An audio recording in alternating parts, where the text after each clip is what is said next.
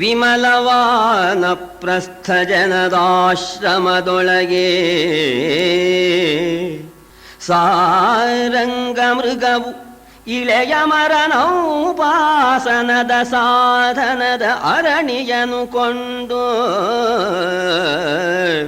ಕಮಲ ಸಖನುದಯದನಿ ಸಂಧ್ಯಾರಮಣಿ ಅಭಿವಂದನೆಗೆ ಸನ್ಮುನಿ ಸಮಿತಿ ಹಿಂಗಿದ ಹಿಂದೆ ಕೊಂಡೋಡಿತು ವನಾಂತರಗೆ. ಪಾಂಡವರನ್ನ ಆಶ್ರಯಿಸಿಬಿಟ್ಟು ಅನೇಕ ವಾನಪ್ರಸ್ಥರುಗಳು ವಾಸ ಮಾಡ್ತಾ ಇದ್ದಾರೆ. ವಾನಪ್ರಸ್ಥಾಶ್ರಮದವರಿಗೆ ಅಗ್ನಿಹೋತ್ರ ಉಂಟು. ಅಗ್ನಿಯನ್ನ ಮಥನದಿಂದ ಉದ್ಭವ ಮಾಡ್ಕೋಬೇಕು. ಆ ಅಗ್ನಿಹೋತ್ರಕ್ಕೆ ಅರಣಿಯಿಂದ ಕಡದು ಅಗ್ನಿಯನ್ನ ಉದ್ಭವ ಮಾಡ್ಕೋಬೇಕು. ಒಬ್ಬ ವಾನಪ್ರಸ್ಥ ಅರಣಿಯನ್ನ ಇಟ್ಟಿದ್ದ. ಅರಣಿಲಿ ಅಧರಾರಣಿ, ಉತ್ತರಾರಣಿ, ಕಡಿತಕ್ಕಂಥ ಕಂಬ ಅಂತ ಮೂರು. ಕೆಳಗೊಂದು ಒರ್ಲಕಲ್ಲು, ಮೇಲೆ ಅದಕ್ಕೆ ಮುಚ್ಚಲ, ನಡುವೆ ಒಂದು ಕಂಬ ಇಟ್ಕೊಂಡು ಕಡದು ಬಿಟ್ಟು ಅಗ್ನಿಯನ್ನ ಉದ್ಭವ ಮಾಡ್ಕೋಬೇಕು. ಇದು ಅಗ್ನಿಹೋತ್ರಿಗಳು ಮಾಡ್ತಕ್ಕಂಥ ಅಗ್ನಿ. ಅದಕ್ಕೆ ಸಾಧನ ಈ ಅರಣಿ. ಅವರು ಎಲ್ಲಿಟ್ಟಿರ್ತಾರೆ ಅದನ್ನ, ಅವರಿಗೆ ದೊಡ್ಡ ವಸ್ತು ಅದು, ಬೇರೆಯವರಿಗೇನು ಅದೇನು ಒಂದು ದೊಡ್ಡ ವಸ್ತು ಅಲ್ಲ. ಅದನ್ನು ಒಂದು ಬುಟ್ಟಿಲಿ ಹಾಕಿದ್ದ ಒಬ್ಬ ವಾನಪ್ರಸ್ಥ. ಹಾಕ್ಬಿಟ್ಟು ತನ್ನ ಆಶ್ರಮದ ಮುಂದೆ ಒಂದು ಕಂಬ, ಆ ಕಂಬಕ್ಕೆ ತೂಗು ಹಾಕಿದ್ದ. ಸರಿಯಾಗಿ ಸೂರ್ಯೋದಯ. ಈ ವಾನಪ್ರಸ್ಥ ನದಿಗೆ ಹೋಗಿದ್ದಾನೆ, ಸಂಧ್ಯಾವಂದನೆ ಮಾಡ್ಕೊಂಡ್ ಬರಬೇಕು ಅಂತ ಹೋಗಿದ್ದಾನೆ. ಅದನ್ನು ಸಾಧಿಸಿ ಬಿಟ್ಟು ಒಂದು ಜಿಂಕೆ ಬಂದ್ಬಿಟ್ಟು ಆ ಕಂಬಕ್ಕೆ ಮೈ ಉಜ್ಜಿತು. ಮೈ ಉಜ್ಜೋಣ ಆ ತೂಗು ಹಾಕಿತ್ತಲ್ಲ ಈ ಅರಣಿ ಇರ್ತಕ್ಕಂಥ ಬುಟ್ಟಿ, ಅದು ಕೊಂಬಿಗೆ ಸಿಕ್ಕಾಕೊಂಡ್ಬಿಡ್ತು. ಜಿಂಕೆ ಕೊಂಬು ಕವಲಾಗಿತ್ತು, ಅದಕ್ಕೆ ಸಿಕ್ಕಾಕೊಂಡ್ಬಿಡ್ತು. ಸಿಕ್ಕಾಕೊಂಡ್ಬಿಡೋಣ ಏನೋ ಬಂತು ಅಂತ ಓಡಿ ಹೋಗ್ಬಿಡ್ತು. ಕಾಡಿಗೆ ಬಿದ್ದು ಓಡಿ ಹೋಗ್ಬಿಡ್ತು. ಜಿಂಕೆ ಬಂದು ಅರಣಿಯನ್ನು ಹೊತ್ಕೊಂಡು ಹೋಗೋಣ. ಎಲೆಲೆ ಮೃಗವರಣಿಯನು ವಂಚಿಸಿ ಕಳೆದುದೋ ಕಾಳಾಯಿತೆನುತ ತಲ್ಲಣಿಸಿದಳು ನಿಜಪತಿಯ ಭಯದಲ್ಲಿ ಮುನಿಯ ವಧುವಂದೋ.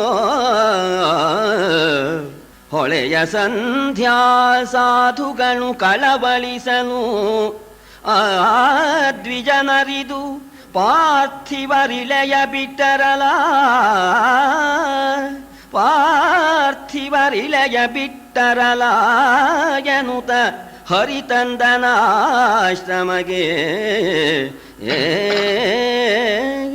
ಆ ವಾನಪ್ರಸ್ಥ ಮುನಿ ಹೆಂಡತಿ ನೋಡ್ತಾ ಇದ್ದಾಳೆ. ಆ ಜಿಂಕೆ ತೂಗು ಹಾಕೊಂಡ್ಬಿಟ್ಟು ಬುಟ್ಟಿನ ಹೊಡ್ಕೊಂಡು ಹೋಗ್ಬಿಡ್ತು. ಬಹಳ ಗಾಬರಿ ಆಯ್ತು. ಜಿಂಕೆ ಈ ಅರಣಿಯನ್ನು ಹೊತ್ಕೊಂಡು ಹೋಗ್ಬಿಡ್ತು ಅಂತ ಕೂಗ್ತಾ ಇದ್ದಾಳೆ. ಅಲ್ಲಿ ಸಂಧ್ಯಾವನ್ನಿಗೆ ಹೋಗ್ತಕ್ಕಂಥ ಸಾಧುಗಳಿಗೆ ಹೇಳಿದ್ಲಂತೆ, ಹೇಳಿ ನಮ್ಮ ಯಜಮಾನರಿಗೆ ಮೋಸ ಮಾಡಿ ಜಿಂಕೆ ಹೊಡ್ಕೊಂಡು ಹೋಗ್ಬಿಡ್ತು ಅಂತ. ಆಗ ಅವರು ಅನ್ನಿಕ ಮಾಡ್ತಾ ಕೂತಿದ್ದಾರೆ. ಇವ್ರ ಗಲಾಟಿ ಈ ವಾನಪ್ರಸ್ಥರದ್ದು. ಯಾವುದೋ ಒಂದು ಜಿಂಕೆ ಯಾವೊಂದು ಈ ಅರಳಿ ಹೊತ್ಕೊಂಡು ಹೋಗ್ಬಿಡ್ತಂತೆ ಅಂತ ಆ ಗಲಾಟಿ. ಆ ಯಾವನಿಗೆ ಸಂಬಂಧಪಟ್ಟಿದೆಯೋ ಅವನಿಗೆ ಹೇಳಿದ್ರು, ಕೂತ್ಕೊಳ್ಳಿ ಇಲ್ಲಿ ಅನ್ನಿಕ ಮಾಡ್ಕೊಂಡು ಹೋಯ್ತು ನಿಮ್ಮ ಅರಣಿ ಅಂತ ಅನ್ನೋಣ. ಆಗ ಅವನು ಎದ್ದು ಸಂಧ್ಯಾವನ್ನೇ ಬಿಟ್ಟು ಎದ್ದು ಬಂದ. ಈ ಪ್ರಪಂಚದಲ್ಲಿ ರಾಜರಿಲ್ಲ ಅಂತ ಹೇಳ್ಕೊಂಡೇ ಬಂದಂತವ್ರು. ರಾಜರಿದ್ದಿದ್ರೆ ನನ್ನ ಅರಣಿ ಹೋಗೋಣ ಅಂದ್ರೇನು ಅಂತ. ರಾಜರಿಗೆ ಇನ್ನೇನು ಕೆಲಸ ಇಲ್ಲ, ಇವನ ಅರಣಿ ಕಾಯೋದೇ ಕೆಲಸ. ಇಳೆಯ ಬಿಟ್ಟರು, ರಾಜರಿಲ್ಲ, ಸರಿಯಾದ ರಾಜರಿಲ್ಲ ಅಂತ ಅಂದು ನೆಟ್ಟಿಗೆ ಬಂದಂತೆ ಪಾಂಡವರು ಪರ್ಣಶಾಲೆಯಲ್ಲಿ ಕೂತಿದ್ರು.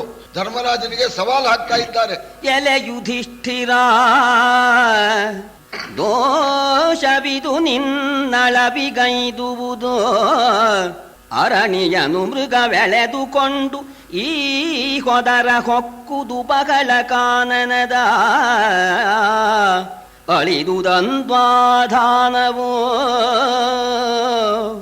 ಅಳಿದುದನ್ವಾಧಾನವು ಇತರರ ಹಳವಿಗಾನೊಳಗಾದೆನೆನೆ. ಮುನಿತಿಲಕನೌ ಭದ್ರವನರಿದು ಅವನೀಶ ಹೊರವಂಟ. ಧರ್ಮರಾಜ, ಯಾವುದೋ ಒಂದು ಜಿಂಕೆ ಬಂದು ನನ್ನ ಅರಣ್ಯನ ಹೊತ್ಕೊಂಡು ಗಹನವಾದ ಅರಣ್ಯಕ್ಕೆ ಹೋಯ್ತು. ನನ್ನ ಸರ್ವಸ್ವೂ ಹೋಯ್ತು, ನನ್ನ ಅಗ್ನಿಹೋತ್ರ ನಿಂತೋಯ್ತು. ಇನ್ನೊಬ್ಬರ ಹಂಗಿಗೆ ನಾನು ಒಳಪಟ್ಬಿಟ್ಟೆ ಅಂತ ಹೇಳ್ತಾ ಇದ್ದಾನೆ. ಈಗ ಅಗ್ನಿಹೋತ್ರ ಮಾಡತಕ್ಕಂಥವನಿಗೆ ಅರಣಿ ಬಹಳ ಮುಖ್ಯ. ಅರಣಿ ಇಲ್ಲದೆ ಸ್ವಾಮಿ ನಿಮ್ಮ ಅರಣಿ ಕೊಡಿ ಅಂದ್ರೆ ನೀನೇನು ಅಗ್ನಿಹೋತ್ರ ಇಟ್ಟಿದೀಯೋ ಅಂತ ಜನಗಳೆಲ್ಲ ಹಾಸ್ಯ ಮಾಡಿಬಿಡ್ತಾರೆ. ಇತರರ ಹಂಗಿಗೆ ನಾನು ಒಳಪಟ್ಬಿಟ್ಟೆ, ಇದುವರೆಗೆ ನಾನೇನ್ ತಪ್ಪು ಮಾಡಿಲ್ಲ, ಪಾಪ ಮಾಡಿಲ್ಲ, ಏನಿದ್ರು ಈ ದೋಷ ನಿನಗೆ ಸಂಬಂಧಪಟ್ಟಿದ್ದು ಅಂತ ಆ ವಾನಪ್ರಸ್ಥ ಕೂಗೋಣ. ಧರ್ಮರಾಜ, ಸ್ವಾಮಿ ತಾಳ್ಮೆ ತಗೊಳ್ಳಿ, ಜಿಂಕೆಯನ್ನು ಹುಡ್ಕೊಂಡು ಹೋಗಿ ನಿಮ್ಮ ಅರಣಿನ ನಾ ತಂದು ಒಪ್ಪಿಸ್ತೇನೆ ಅಂತ ಹೇಳಿ ಅವರಿಗೆ ಸಮಾಧಾನ ಮಾಡಿ ಆಗ ಆ ಜಿಂಕೆ ಹುಡ್ಕೊಂಡು ಹೊರಟಂತೆ. ಧರ್ಮರಾಜ ಹೊರಡೋಣ, ಒಬ್ಬನೇ ಹೋದ್ರೆ ಜಿಂಕೆ ಸಿಗೋದಿಲ್ಲ ಅಂತ ಹೇಳಿ 4 ಜನ ತಮ್ಮಂದ್ರನ್ನು ಕೂಡ ಕರ್ಕೊಂಡಿದ್ದಾನೆ. ಬೇಟೆ ಡ್ರೆಸ್ ಹಾಕೊಂಡಿದ್ದಾರೆ, ಬಿಲ್ಲು ಬಾಣ, ಆ ಜಿಂಕೆನ ಹಿಡಿಬೇಕಲ್ಲ, ಅದಕ್ಕೋಸ್ಕರ ಹೋದ್ರೆ ಆ ಜಿಂಕೆ ಅದು ಸಾಮಾನ್ಯ ಜಿಂಕೆ ಅಲ್ಲ, ಹತ್ರದಲ್ಲಿ ಇದ್ದಾಗ ಕಾಣೋದಂತೆ. ಓ ಹತ್ರದಲ್ಲೆಲ್ಲ ಹಿಡ್ಕೊಳ್ಳೋ ಅನ್ನೋ ಹೊತ್ತಿಗೆ ಪರಾರಿ ಹೋಯ್ತು, ಯಾವುದೋ ಒಂದು ಮೆಳೆ ಸಂದಿಗೆ ಹೋಗ್ಬಿಡುದು. ಸರಿ ಹೋಯ್ತು ಕಣಪ್ಪ ಅಂತ ಅನ್ನೋ ಹೊತ್ತಿಗೆ ಮತ್ತೆ ಆ ಮೆಳೆಯಿಂದ ಹೊರಗಡೆ ಬಂದು ಹಿಂಗ ಆ ಕಡೆ ಈ ಕಡೆ ನೋಡು, ಓಹೋ ಅಲ್ಲಿದೆ ಅಂತ. ಈ ಪ್ರಕಾರವಾಗಿ ತ್ರೇತಾಯುಗದಲ್ಲಿ ತರಣಿಯನ್ವಯನಂತು ಮಾಯಾಗರಿನನನು ಬೆಂಬತ್ತಿ ವಿಹ್ವಲಕರಣನಾದಂದದಲ್ಲಿ ಮಹದಾರಣ್ಯವಾಸದಲ್ಲಿ ಧರಣಿಪತಿ ಬಳಿಸನಿಸಿ ಮುನಿಪತಿ ಅರಣಿಯನು ಕೊಂಡೊಯ್ದ ಹುಲು ಮೃಗ ಸರಣಿಯಲಿ ಸೈವರಿದರಂದು ಆ ಕಣ್ಣ ಮಾರ್ಗಣರು. ಸೂರ್ಯವಂಶತಿಲಕನಾದ ರಾಮಚಂದ್ರ ಸೀತಾದೇವಿಯ ಪ್ರಾರ್ಥನೆಯಿಂದ ಒಂದು ಜಿಂಕೆಯನ್ನ ಹಿಡಿಯೋದಕ್ಕೋಸ್ಕರ ಹೋದ. ಮಾಯಾ ಜಿಂಕೆ ಅದು ಸಿಗಲಿಲ್ಲ. ಈ ಹಿಂದೆ ಆ ಮಾಯಾ ಮೃಗವನ್ನ ಹುಡುಕಿ ಹೋಗಿ ರಾಮಚಂದ್ರ ಯಾವ ರೀತಿ ಆಯಾಸಪಟ್ನೋ ಹಾಗೇನೆ ಈ ಪಾಂಡವರು 5 ಜನರು ಕೂಡ ಒಂದು ಜಿಂಕೆಯನ್ನ ಹಿಡಿಬೇಕು ಅಂತ ಹೋಗಿ ಅಂಟಿಸ್ಕೊಂಡು ಹೋಗ್ತಾ ಇದ್ದಾರೆ. ಆಯಾಸ ಆಗ್ತಾ ಇದೆ, ಬೆವರು ಇಳಿತಾ ಇದೆ, ಕೈಯಲ್ಲಿ ಬಿಲ್ಲು ಬಾಣ ಧರಿಸಿ ಸುಸ್ತಾಗ್ಬಿಟ್ರು ಅಂತ. ಅಂದ್ರೆ ಇದರಿಂದ ಏನ್ ಕಾಣುತ್ತೆ ಅಂದ್ರೆ ಇದು ಕೂಡ ಮಾಯಾ ಜಿಂಕೆ ಅಂತ, ನಿಜವಾದ ಜಿಂಕೆ ಅಲ್ಲ. ಇದು ಯಾವುದು ಅಂತನ್ನೋರು ಮುಂದೆ ನಮ್ಗೆ ಗೊತ್ತಾಗಬೇಕು. ಈ ಉಪಮಾನದಿಂದ ಮಾಯಾ ಜಿಂಕೆಯನ್ನ ಅರಸಿ ರಾಮ ಬಳಲಿದಂತೆ ಇವರು ಈ ಜಿಂಕೆಯನ್ನ ಅರಸಿಬಿಟ್ಟು ಬಳಲು ಬಿಡೋಣ. ಸರಿ ನೋಡ್ತಾ ಇದ್ದಾರೆ, ಮತ್ ಕಾಣಿಸ್ತು. ಹೊಡೆಯೋ, ಬಿಡ್ಬೇಡ, ಹೊಡೆಯೋ, ಕಲ್ಗುಂಡು ಹೊಡೆಯೋ, ಬಾಣ ಹೊಡೆಯೋ, ಬಲೆ ಹಾಕೋ ಅಂತ ಕೂಗಾಡ್ಕೊಂಡ್ಬಿಟ್ಟು ಕೇಳು ಜನಮೇ ಜಯ ಹಿಮಾಂಶು ವಿಶಾಲ ವಂಶಜರೋ ಅಡವಿಯಲಿ ಮುನಿಪಾಲನರಣಿಯ ನೊಯ್ದ ಮೃಗವನು ಹಿಡಿದರೊಳ ಬಿದ್ದು ಮೇಲೆ ತೋರಿತುಡಗೆ ಮಹಿಷರ ತಾಳಿಗೆಗಳೊಣಗಿದವೋ ಬಳಲಿಕೆಯೇಳಿಗೆಯಲ ಸನ್ನಲತೆಗಿರುಬಿನಲಿ ಮಲಗಿದರು. ಮತ್ತೆ ಆ ಮೃಗ ಕಣ್ಣಿಗೆ ಬೀಳೋಣ ಅದನ್ನ ಹೊಡೆದು ಬಲೆ ಹಾಕಿ ಹಿಡಿದ್ರು. ಅಂತೂ ಆ ಮೃಗವನ್ನ ಹಿಡಿದ್ರು. ಇವರಿಗೆ ಮೃಗ ಬೇಕಾಗಿಲ್ಲ, ಇವರಿಗೆ ಬೇಕಾಗಿರ್ತಕ್ಕಂಥದ್ದು ಅರಣಿ ಸಿಗಲಿಲ್ಲ. ಅರಣಿ ಎಲ್ಲೋ ಬಿದ್ದೋಗ್ಬಿಟ್ಟಿದೆ, ಯಾವ ಮಳೆಯಲ್ಲಿ ಬಿದ್ದೋಗಿದೆಯೋ ಏನೋ, ಹಿಡಿದ್ರು ಜಿಂಕೆನ. ಅರಣಿ ಒಯ್ದ ಮೃಗವನ್ನ ಹಿಡಿದ್ರೆ ವಿನಃ ಅರಣಿ ಸಿಗಲಿಲ್ಲ. ಬಿಸಿಲಲ್ಲಿ ಬಂದ್ಬಿಟ್ಟಿದ್ದಾರೆ, ಬಾಯಾರಿಕೆ ಆಗ್ಬಿಟ್ಟಿದೆ, ಮೈಯಲ್ಲಿ ಬೆವರು ಇಳೀತಾ ಇದೆ. ಅರಣಿ ಸಿಕ್ಕಿದ್ರೆ ಎಷ್ಟೋ ಸಮಾಧಾನ ಆಗೋದು. ಅರಣಿ ಸಿಗಲಿಲ್ಲ, ಅದರಿಂದ ಆಯಾಸ ಇನ್ನೂ ಹೆಚ್ಚಾಗ್ಬಿಡ್ತು. ಬಿಸಿಲಲ್ಲಿ ನಿಲ್ಲೋದಕ್ಕೆ ಸಾಧ್ಯವಿಲ್ಲದೇನೆ ಒಂದು ಮರದ ನೆರಳಿನಲ್ಲಿ ಸುಸ್ತಾಗಿ ಪಂಚಪಾಂಡವರು ಕೂತಿದ್ದಾರೆ. ದೂರವಾದುದು ನಿಳಯವು ಈ ಕಾಂತಾರ ನಿರ್ಜಲವು, ದೂರವಾದುದು ನಿಳಯವು ಈ ಕಾಂತಾರ ನಿರ್ಜಲವು, ಐದಲಂಗ್ರಿಗೆ ಭಾರ ಪಥವು ಇನ್ನೇನು ಕದನೆಂದು ಅರಸನಳವಳಿದು ನೀರತಾರೈ ಹೋಗುನಕುಲ, ನೀರತಾರೈ ಹೋಗುನಕುಲ. ಸರೋರುಗದ ಪತ್ರದಲ್ಲಿ ನಿರ್ಮಲವಾರಿಯನು ತಗುದು ಎಂದು ಕುಂತಿಸುನು ನೇಮಿಸಿದ. ಅರಣಿ ಸಿಕ್ಕಿಲ್ಲ, ಕೃತಾರ್ಥನಾಗಿಲ್ಲ, ಬಾಯಾರಿಕೆ ಹೆಚ್ಚಾಗಿದೆ, ಮನೆ ಬಹಳ ದೂರದಲ್ಲಿ ಉಳಿದು ಬಿಡುತ್ತೆ. ಇವರು ಆ ಜಿಂಕೆಯನ್ನು ಹಿಡಿದ್ರಲ್ಲ, ಆ ಅರಣ್ಯದಲ್ಲಿ ನೀರೇ ಕಾಣಿಸ್ಲಿಲ್ಲ, ನಿರ್ಜಲವಾದ ಪ್ರದೇಶ, ಬಹಳ ಆಯಾಸವಾಗಿದೆ. ಆಗ ನಕುಲನನ್ನ ಕರೆದು ಬಿಟ್ಟು ಧರ್ಮರಾಜ ಹೇಳ್ತಾನೆ, ನಕುಲ, ಎಲ್ರಿಗೂ ಬಹಳ ಆಯಾಸ ಆಗಿದೆಯಪ್ಪ, ಒಬ್ರು ಶ್ರಮ ಪಟ್ರೆ ಎಲ್ಲರ ಆಯಾಸವು ಪರಿಹಾರವಾಗತ್ತೆ. ಇಲ್ಲೇನು ನೀರು ಕಾಣ್ತಾ ಇಲ್ಲ, ಪಕ್ಕದ ಅರಣ್ಯಕ್ಕೆ ಹೋಗಿ ನೋಡು, ಅಲ್ಲಿ ಯಾವುದಾದ್ರೂ ಸರೋವರವೋ ಕೆರೆಯೋ ಇದ್ರೆ ನೀನು ನೀರು ಕುಡಿದು ನಮಗೂ ಕೂಡ ಬತ್ತಳಿಕೆ ಇದೆಯಲ್ಲ, ಬತ್ತಳಿಕೆಯಲ್ಲಿ ನೀರು ತುಂಬಿಕೊಂಡು ತಾವರೆ ಎಲೆಯಲ್ಲಿ ನೀರು ತೆಗೆದುಕೊಂಡು ನೀನು ಬಂದ್ಬಿಡಪ್ಪ, ನಾವು ಇಲ್ಲೇ ನೆರಳಲ್ಲಿ ಕೂತಿರ್ತೇವೆ ಅಂತ ಹೇಳಿ ಹೇಳೋಣ.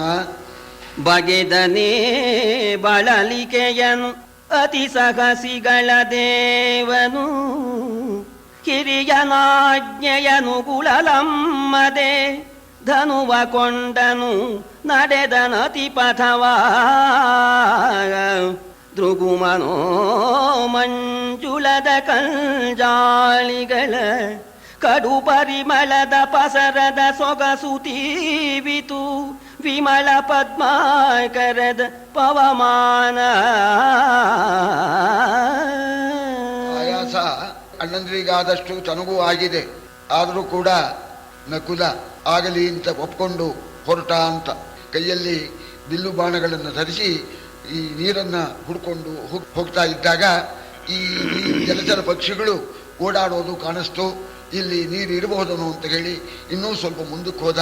ತಂಪಾಗಿರ್ತಕ್ಕಂಥ ಗಾಳಿ ಬೀಸ್ತು. ಕಮಲದ ಪರಿಮಳ ಆ ಗಾಳಿಯಲ್ಲಿ ಇದ್ದಿದ್ರಿಂದ ಈಗ ಸದ್ಯ ನೀರು ನನಗೆ ಸಿಗತಕ್ಕಂಥ ಯೋಗ ಬಂತು ಅಂತ ಬೀಸ್ತಕ್ಕಂಥ ಗಾಳಿಯನ್ನು ನೋಡಿ ಸಂತೋಷಪಟ್ಟು, ಹಿತವನೈ ಹಿರಿಯಯ್ಯ ನೆನಗೆಂದು ಅತುಲ ಬಲ ಪರಿದೋಷದಲ್ಲಿ ಮಾರುತನ ಬಳಿ ಬಿಡಿದೈದಿದನು ನಕುಲಾಂಕನ ಕೊಳನ.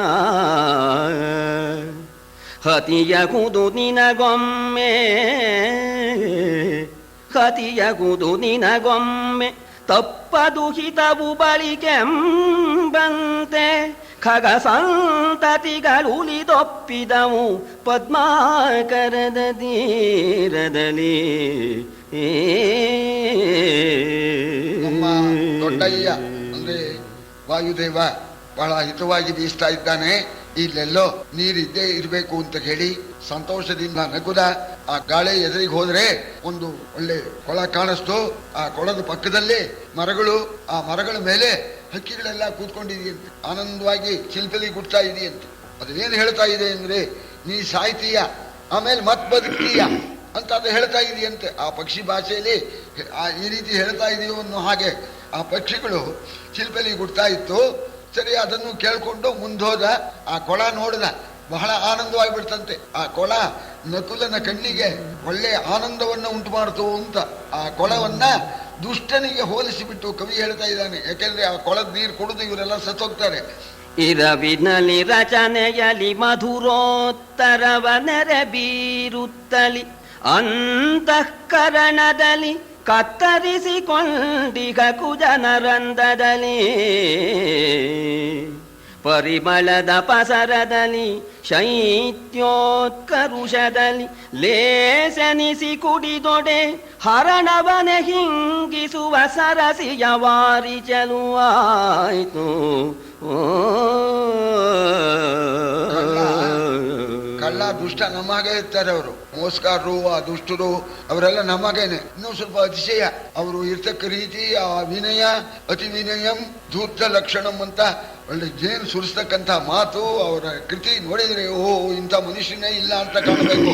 ಸರಿ, ಅವಕಾಶ ಕೊಟ್ರೆ ಕತ್ತರಿಸಿದ, ಇನ್ನು ಹೇಳಲೇಬಾರದು ಅಂಥ ದುಷ್ಟರ ಆಗಿದೆಯಂತೆ ಈ ಸರೋವರ. ನೋಡೋದಕ್ಕೆ ಕಮಲಗಳು ಒಳ್ಳೆ ಸುವಾಸನೆ, ಸುಗಂಧವಾಯು ಬೀಸ್ತಾ ಇದೆ.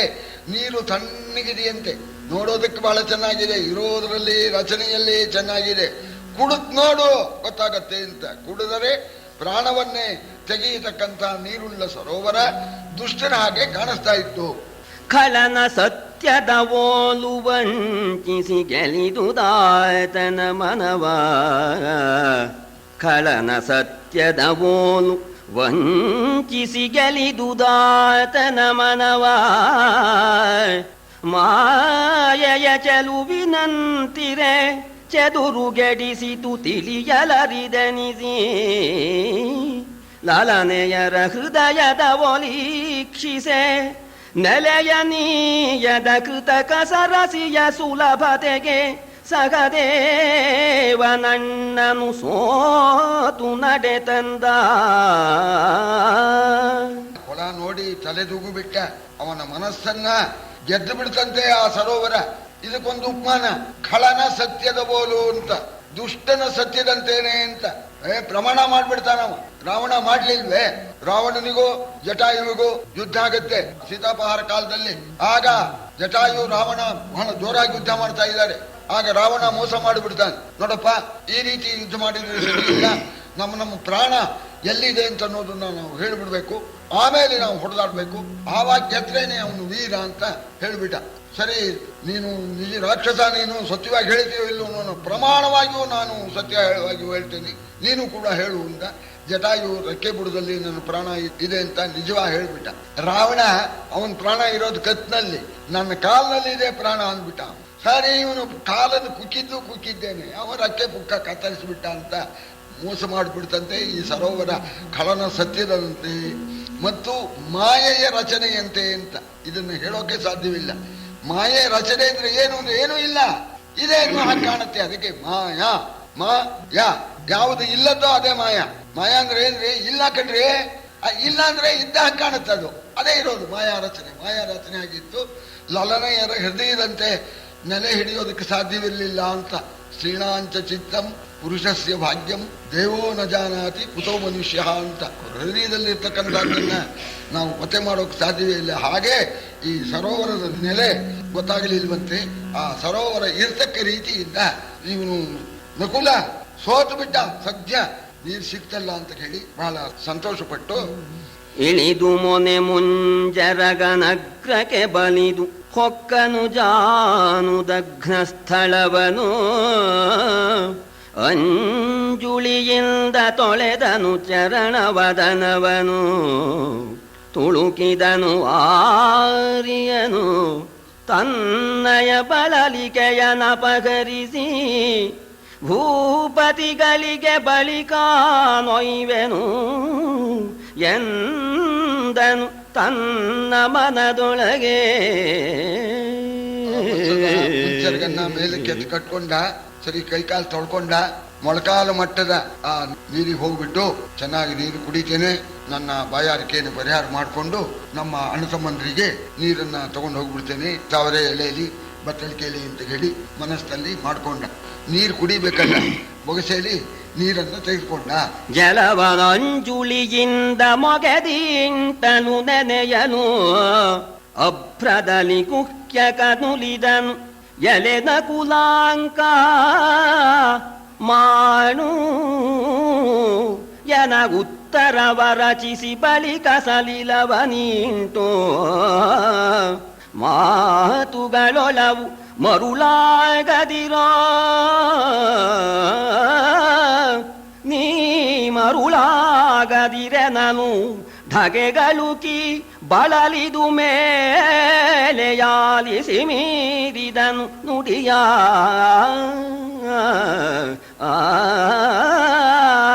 ಕುಡಿಬೇಕು ಅಂತ ಬೊಗಸೆಯಲ್ಲಿ ನೀರು ಹಿಡ್ಕೊಂಡಿದ್ದಾನೆ. ಅಶರೀರವಾಣಿ ಆಯ್ತು, ಆಕಾಶವಾಣಿ. ಮಾತಾತ ಸಾಹಸಂ ಕಾರ್ಷೀಹಿ, ಅಪ್ಪ ನಕುಲ ದುಡುಕಬೇಡ, ಮಮ ಪೂರ್ವ ಪರಿಗ್ರಹ, ಈ ಸರೋವರ ಈ ಹಿಂದೆ ನನ್ನ ಅಧಿಕಾರಕ್ಕೆ ಒಳಪಟ್ಟಿದೆ, ಆದ್ದರಿಂದ ನನ್ನ ಅಪ್ಪಣೆ ಇಲ್ಲದೆ ನೀರು ಕುಡಿ ಕೂಡುದು, ದುಡುಕಬೇಡ, ಹೇಳ್ತೇನೆ, ನಿನ್ನ ಒಳ್ಳೇದಕ್ಕೆ ಹೇಳ್ತಾ ಇದ್ದೇನೆ. ಪ್ರಶ್ನಾನ್ ಉಕ್ತ ಯಥಾ ಕಾಮಂ, ನಾನು ಕೇಳತಕ್ಕ ಪ್ರಶ್ನೆಗೆ ಉತ್ತರ ಕೊಟ್ಟು ಆಮೇಲೆ ಸ್ವೇಚ್ಛೆಯಾಗಿ ಬೇಕಾದಷ್ಟು ಪಿಬಸ್ವಚ ಹರಸ್ವಚ, ಬೇಕಾದಷ್ಟು ಕುಡಿ, ನಿಮ್ಮ ಅಣ್ಣ ತಮ್ಮಂದಿಗೂ ತಗೊಂಡೋಗು, ಹಾಗೆ ಮಾತ್ರ ಕುಡಿ ಕೂಡುದು ಅಂತ ಅಶರೀರವಾಣಿ ಆಣೋಣ. ಅದಕ್ಕೆ ಬೆಲೆ ಕೊಡ್ಲಿಲ್ಲ, ಯಾಕೆಂದ್ರೆ ಬಹಳ ಬಾಯಾರಿಕೆ ಆಗಿತ್ತು. ನನ್ನ ಅಧಿಕಾರಕ್ಕೆ ಒಳಪಟ್ಟಿದ್ದು ಈ ಕೊಳ, ನಾ ಹಿಂದ್ ಕೊಂಡ್ಕೊಂಡ್ಬಿಟ್ಟಿದ್ದೀನಿ, ಹಿಂದ್ಬಿಟ್ಟ, ನೀ ಯಾಕೆ ಕೊಂಡ್ಕೋಬೇಕು ಅಂತ ಯಾವುದೂ ವಿಚಾರ ಮಾಡಲಿಲ್ಲ. ಬಾಯಾರಿಕೆ ಹೆಚ್ಚಾದ್ರಿಂದ ಕುಡಿದೇ ಬಿಟ್ಟ.